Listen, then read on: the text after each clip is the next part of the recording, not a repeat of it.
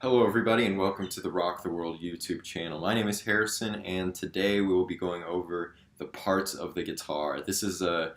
I'd say that this is one of the more overlooked parts of teaching guitar, but it is a very important one at that because whenever you pick up a guitar you want to know exactly what to do with it and you want to know exactly where to find everything. So I think it's really beneficial to teach this to beginners, teach them what every part of the guitar is called so that they know what they're doing. So I'm going to start a bit bigger and then I'm going to zoom in a little bit and go into more detail about all the smaller parts like the volume knobs and the pickup selector. But other than that, let's get started. So the three main parts of the guitar are the headstock, the neck, and the body. It's kind of like a person. It goes head, neck, and then body. That's the way I like to remember it. It's very simple to remember. Head, neck, body, and if you're looking through a guitar store and you see all the different models of guitar, you'll notice that there will be different kinds of headstocks and different kinds of bodies.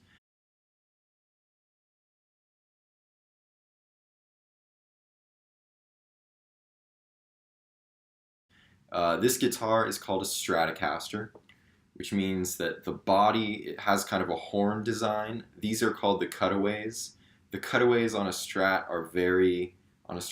are very distinct because they have both a cutaway right here and then a more shallow cutaway right here.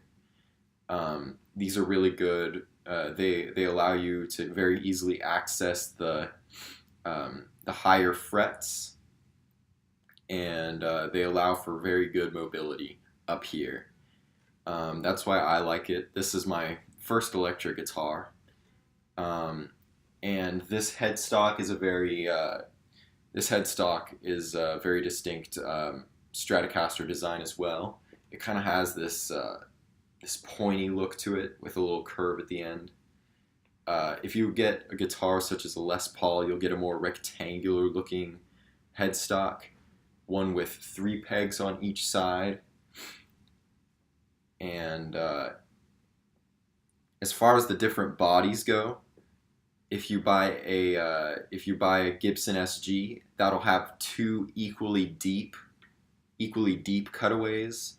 And if you want an example of what that looks like, just look at Angus Young of AC/DC. He plays one, and he's very famous for it. And another style of guitar that's very popular is the Les Paul. This one has no cutaways, and it would be more rounded. But anyways, those are the variations that you can find in body and headstock types. The fretboard will usually remain the same unless you get scalloped frets or something, which means that you dig out the bottom, this bottom part of the fret to where it kind of curves in, so it makes it easier to play. Some guitars have more frets. Some guitars can have up to 29 frets, but those are only the really expensive guitars that all of the 80s Shredmasters use. Most guitars will have 21 through 24 frets, and the majority of those will be in the 21 to 22 range. Even 24 fret guitars are pretty rare. So no real variations on the fretboard, other than cosmetic kind of variations like the fret markers and all that, but we will get into that later. So if we zoom in a little bit to the headstock, we can see that there are a few different parts on the headstock itself. You can see we have the nut. This is what holds the strings in place, and we have the tuning pegs, which each correspond to a string and they help you tune your guitar. This one corresponds to the low E, this one corresponds to the A, this one corresponds to the D, this one corresponds to the G, this one corresponds to the B, this one corresponds to the high E. You can see if you follow your string all the way here, You can see the corresponding peg, which is attached to this tuning mechanism. You can see that the thickest string corresponds to this one, and so on. And these will turn as you as you use your tuning pegs. So that's really all there is to say about the headstock. Let's move on to the neck. So the neck is essentially just consists of the frets. So pretty much all you need to know is that these metal bars are called frets, not the middle space, but the metal bars are called the frets. And these are, of course, what you use to change the note which you are playing. There are dots on the 3rd fret, the 5th fret, the 7th fret, sometimes the 9th, the 12th, the 15th, the 17th, the 19th, and the 21st. And if you're using a 24 fret guitar, there'll be double dots on the 24th fret as well. So use these dots to your advantage when you're playing. Most guitars also have the dots on the side so that when you're standing up and playing, you can see which fret you're playing, and those are really helpful. If you're a beginner, I would recommend that you get a guitar with dots on both the frets themselves and on the side. Make sure that those are there because those will be beneficial to when you're learning guitar. And let's move on to the body. So with the body of the guitar, things get a little bit more complicated. These are called the pickups. These are what pick up your sound. So when you strum and if you're playing into an amplifier, the sound from the strings will come through the pickups and into your amp. So there are different styles of pickups. You can get humbuckers, which are basically like these, except there are 2 clustered together. And there are other styles where you can get just 2 giant pickups. Mine has a high pickup, a middle pickup, and a low pickup. And these get you different sounds. This one has more of a trebly kind of piercing sound. This one has a very moderate sound since it's the middle pickup. And this one gets you a more bassy and thick tone. This is called the bridge. This is where your strings originate from. And in the back, as you can see, this is, in this particular kind of guitar, this is where you thread your strings through when you're restringing. So whenever you're restringing your guitar, you'll be threading your string through here and then pulling it all the way up there. So that's the bridge. This is the pickup selector. This is how you can change between these pickups. Believe this is the treble setting. This is the mid setting, and this is the bass setting. So if you're playing a solo and you want your guitar sound to stand out a lot, you'll flick it to the treble setting. Or if you're playing just rhythm guitar, you'll flick it down to the rhythm, the bassy setting, the low pickup.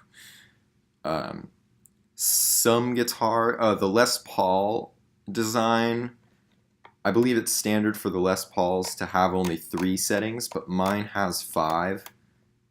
You can go 1, 2, 3, 4, 5. Yep.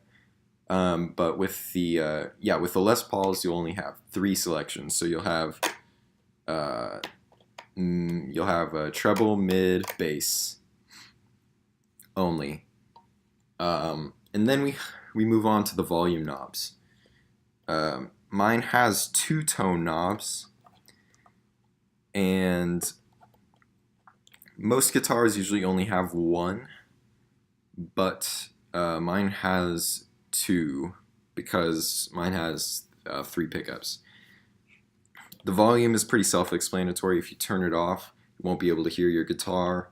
If you turn it up to 10, it'll be really loud. The tone is a bit more difficult to explain, but pretty much what it does is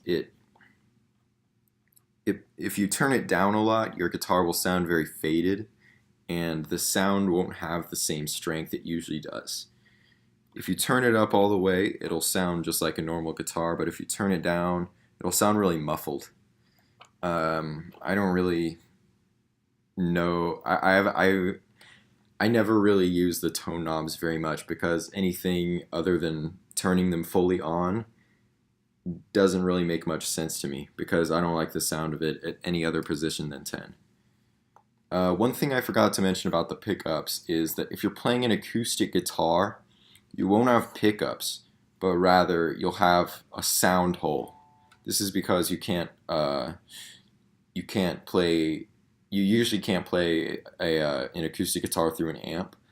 So if you want to play acoustically, it'll go through the sound hole, and that will amplify the sound, rather than an amplifier artificially amplifying the sound.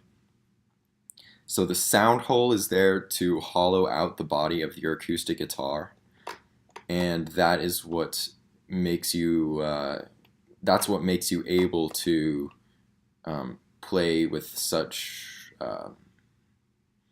volume when you're playing an acoustic guitar, and it's what allows you to play without an amp when you're playing an acoustic guitar. So, moving on, this is the jack. Acoustic guitars won't have this unless you have an electric acoustic. This is where you plug in your amp. This is where you plug into your amp. Nothing much else to say about that, really. These are the strap. These are the strap. This is where you put your straps. If you are playing with a guitar strap, there will be a little hole on the leather end, and you'll poke this through so that you can strap on your guitar. I'll go get a strap to show you how that. So, I have my strap right here, my nice yin yang strap. And so basically, what you do with these things is you find this hole right here at the leather part, and you hook that on,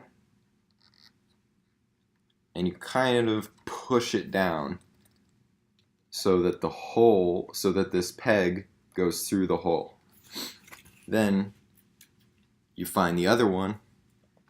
They are usually above the neck. Mine is right here on top of my cutaway. Oops. Anyways, they're usually right here, right on top of the neck, right above there, and you just do the same thing. There you got your strap. You're ready to play. Those are all of the parts of the guitar. I hope this was helpful for you, and thank you for watching.